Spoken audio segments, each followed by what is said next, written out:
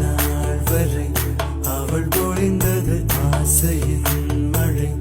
அதில் நனைந்தது 100 ஜென்மங்கள் நினைவினில் இருக்கும்.